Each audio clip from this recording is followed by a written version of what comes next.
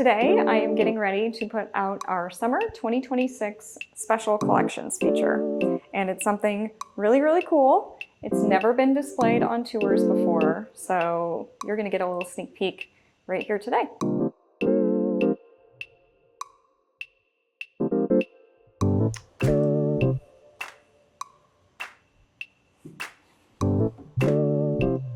Okay, so the item that I'm getting ready to put out is a very special, very treasured family piece. Family lore has it that this came from the trousseau of Empress Eugenie, wife of Napoleon III, and the last French empress. She had a very, very large, very, very stylish wardrobe, constantly changing out the things that she owned. Supposedly, she never wore the same thing more than once, and she would often sell off older pieces of clothing.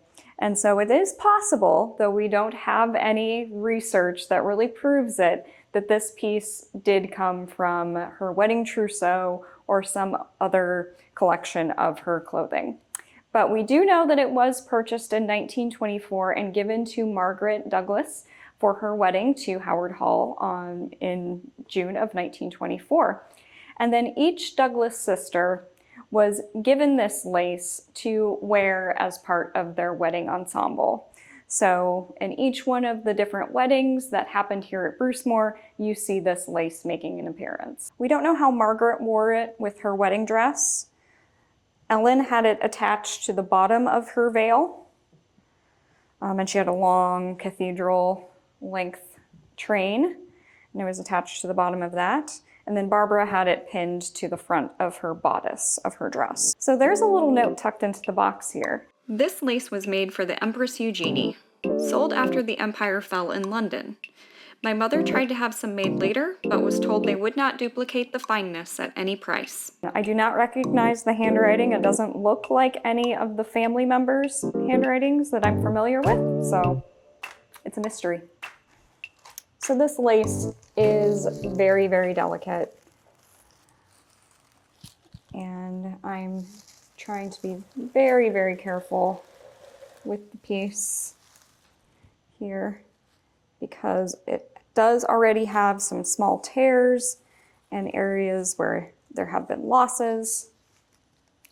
So I'm just going to try and spread it out a little bit, kind of get it folded how I want it before I put it in the case. The paper is there to pad the lace a little bit, to protect it, to keep it from kind of getting caught on itself, and just give it a little bit of protection while it's in storage. You can see this whole section right here has been repaired, and that there is a little bit of a tear right here in the fabric. So very, very delicate. It was probably a little bit more, less cream colored. It was probably always a little bit ivory, but not maybe as dark as what you see here.